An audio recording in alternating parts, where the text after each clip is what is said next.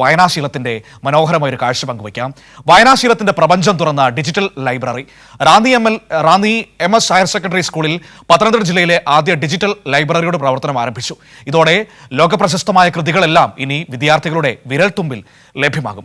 സ്നേഹിക്കുന്ന രാജ്യത്ത് നിന്നും പറിച്ചു മാറ്റപ്പെടുന്നത് എന്നത് സംഭവിക്കാൻ ആരും ആഗ്രഹിക്കുന്ന കാര്യമല്ല. ഇപ്പോൾ ഓരോ പ്രഭാതത്തിലും ഞാൻ കണ്ണു തുറക്കുമ്പോൾ എന്റെ സാധനങ്ങൾ നിറഞ്ഞ പഴയ മുറി കാണാൻ ഞാൻ ദാഹിക്കുന്നു. വായനയുടെ പുതിയ അനുഭവമാണ് ഡിജിറ്റൽ വായനശാല വിദ്യാർത്ഥികൾക്ക് പകർന്നു നൽകുന്നത്.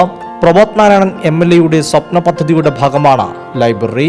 റാന്നി MLA നേതൃത്വത്തിൽ നടപ്പിലാക്കുന്ന നോളജ് വില്ലേജ് പദ്ധതിയുടെ ഭാഗമായിട്ടാണ് ഡിജിറ്റൽ ലൈബ്രറി എന്ന ഈ ആശയം.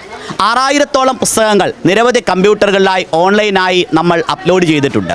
കുട്ടികൾക്ക് ഏത് പുസ്തകവും വായിക്കാം. ഈ പബ്ലിഷിംഗ് കുട്ടികൾ എഴുതുന്ന പുസ്തകങ്ങൾ അത് കേരളത്തിൽ ആദ്യമായി MLA മുൻകൈയെടുത്ത് ഡിജിറ്റൽ ലൈബ്രറിയുടെ ഭാഗമായി പബ്ലിഷ് ചെയ്യുന്നു എന്നതും ഇതിൻ്റെ ഒരു സവിശേഷതയാണ്. ഡിജിറ്റൽ ഗ്രന്ഥശാല പഠനത്തിനും സഹായകരമെന്ന വിദ്യാർത്ഥികൾ. ഇപ്പം ഇതിനകത്ത് തന്നെയാണെങ്കിൽ നമുക്ക് ഓരോ കാര്യങ്ങളും തുടർന്നുള്ള പഠനത്തിനുള്ള ഉപകാരങ്ങളൊക്കെ ചെയ്യാൻ പറ്റും. നമുക്ക് വേണേൽ സ്പോക്കൺ ഇംഗ്ലീഷ് വേണേൽ പഠിക്കാം. അങ്ങനെ ഒരു ബുക്ക് കുറേ കാലം കഴിഞ്ഞാൽ അത് പഴകും. പക്ഷെ ഇത് നമുക്ക് വീണ്ടും വീണ്ടും വായിക്കാം. കുറേ പേർക്ക് ഒത്തൊരുമിച്ചിരുന്ന് ഒരേ ബുക്ക് തന്നെ വായിക്കാം. ഡിജിറ്റൽ ലൈബ്രറിയുടെ ഭാഗമായി PSC ചോദ്യോത്തരവും വിദ്യാർത്ഥികൾക്ക് പരിചയപ്പെടുത്തും. കൈരളി ന്യൂസ്, പത്തനംതിട്ട.